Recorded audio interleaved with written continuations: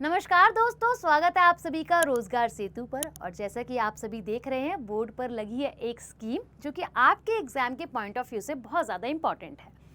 तो रोज इस समय हम आप लोगों को एक वीडियो प्रोवाइड करेंगे जो कि आप लोगों की स्कीम से जुड़ी होगी, राइट।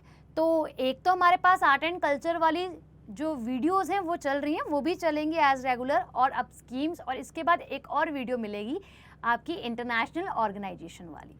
ठीक, तो 3 वीडियो सेक्शन में आप लोगों को वीडियोस मिलने वाली है मेरी डेली, एज पर डेली, और आप लोगों की जो लाइव क्लासेस चलती हैं वे भी। अब वीडियो को स्टार्ट करते हैं, मनरेगा के बारे में जानते हैं। मनरेगा बेसिकली है क्या? तो ये रोजगार से जुड़ी हुई एक स्कीम है ना।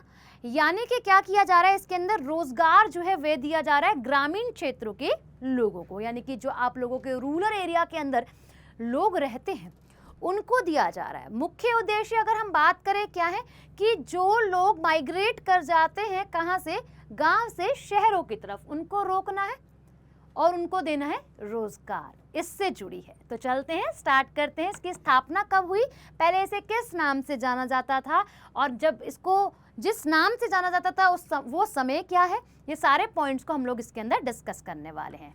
तो मनरेगा को पहले आप लोगों का नरेगा नाम से जाना जाता था, जिसमें अगर हम बात करें नरेगा की फुल फॉर्म के बारे में तो national Rural Employment Guarantee act. यहाँ पे एक शब्द देखिएगा आप सभी, क्या है मैम, यहाँ पे शब्द आ रहा है आप लोगों का रूरल एरिया और बेसिकली एम्प्लॉयमेंट का। ऐसे ही यहाँ पे आप लोगों का हिंदी में बात करें तो राष्ट्रीय ग्रामीण रोजगार गारंटी योजना, यानी कि रोजगार क्या है, आप लोगों की गारंटी दी जा रही है कि आपको एम्प्लॉयमेंट जो है वो मिलेगा। और किसको मिलेगा भाई मैम, ग्रामीण क्षेत्रों के लोगों को। ठीक, अब ये इसका पुराना नाम है, आज इसे किस नाम से जाना जाता है, मनरेगा नाम से जाना जाता है, जिसकी फुल फॉर्म होती है Mahatma Gandhi National Rural Employment Guarantee Act, Mahatma Gandhi राष्ट्रीय ग्रामीण रोजगार योजना के नाम से हम इसको जानते हैं।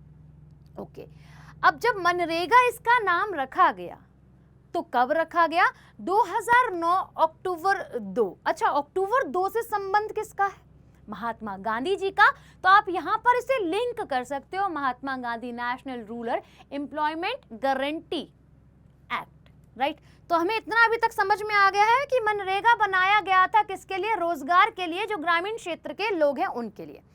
अब इसके अंदर बहुत सारे लोग हैं, सबको एम्प्लॉयमेंट दिया जाएगा। इसमें एक टर्म है कि 1/3 महिलाएं शामिल होंगी इसके अंदर। कितनी, 1/3 फीमेल इसके अंदर मैंडेटरी कह लो, या फिर हम कह सकते हैं शामिल होनी जरूरी है।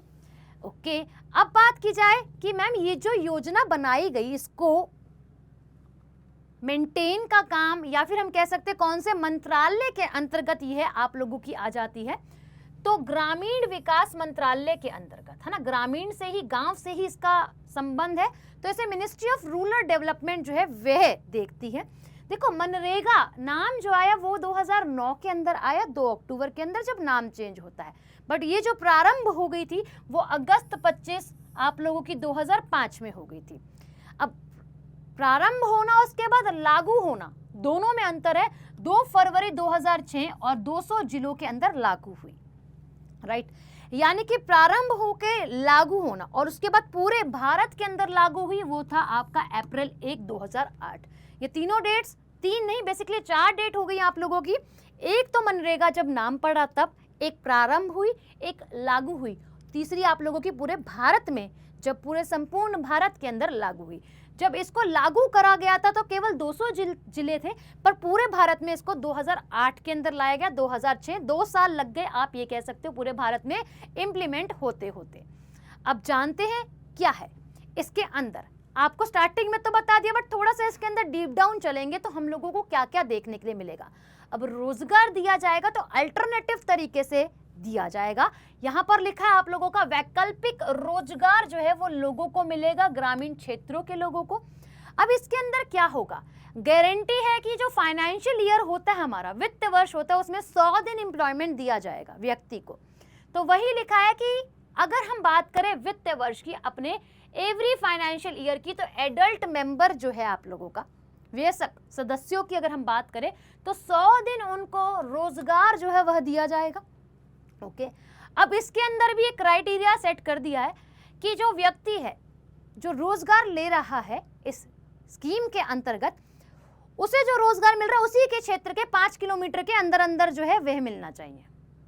अगर नहीं मिलता तो हाँ, उसको 10% एक्स्ट्रा पैसा दिया जाएगा फॉर जो वो जा रहा है यातायात लेकर, है ना, अपने ट्रांसपोर्ट से जा रहा है या फिर आप लोगों से किराए पर किसी गाड़ी से ही क्यों ना जा रहा हो, जैसे ऑटो रिक्शा, इनका इस्तेमाल करके ही क्यों ना जा रहा हो।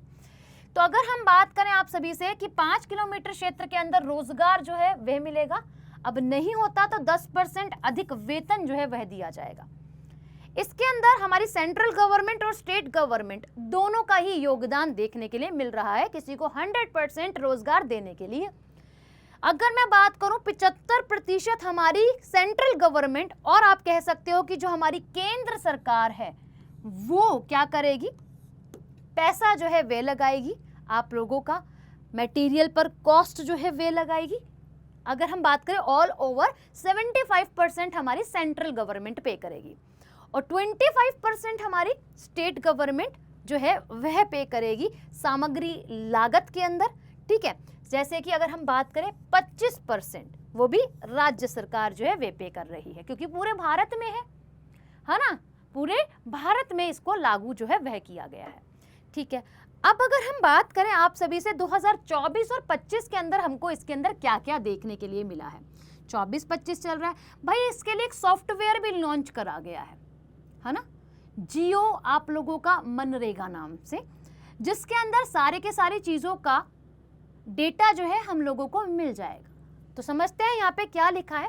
पहले यहाँ आ जाते हैं, जैसे मैंने पॉइंट अभी आपको डिस्कस करा, कहता है आप लोगों से इसका जो आयोजन करा गया है इसमें जो जवाब दिया जाता है, आप लोगों से कुछ पूछा जाए कि भाई कितने लोगों को रोजगार मिला है या फिर कितनी लागत लगाई गई है इसको करने के लिए, एक प्रोजेक्ट को कंप्लीट करने के लिए, तो वो जवाबदेही के लिए आप लोगों का क्या किया गया है, एक ग्रामीण विकास मंत्रालय द्वारा ही एक जियो मनरेगा नाम की एप्लीकेशन और सॉफ्टवेयर को लॉन्च करा गया है, तो जिसमें इन सब चीजों के बारे में रिकॉर्ड है, ठीक है। दूसरा हम बात करें आप सभी से क्या है कि अगर हम अपने विकास मंत्रालय की, ग्रामीण विकास मंत्रालय की बात यहाँ पर बार बार कर रहे हैं, तो हमें यहाँ के मिनिस्टर का नाम जो है वे मालूम होना चाहिए। श्री शैलेश कुमार सिंह हमारे क्या है, वर्तमान में ministry of rural and development के मिनिस्टर, रिस्पॉन्सिबल मिनिस्टर जो है वह हो जाते हैं। अब जानते 2024 मई तक में, क्योंकि जून अभी आया है, तो अगर हम बात करें आप सभी से 2024-25 के अकॉर्डिंग इतने करोड़ रुपए का प्रावधान जो है वह देखा गया है मनरेगा के अंदर, तो 86,000 करोड़ रुपए का और रुपीस का क्या किया गया, प्रावधान जो है वह किया गया है।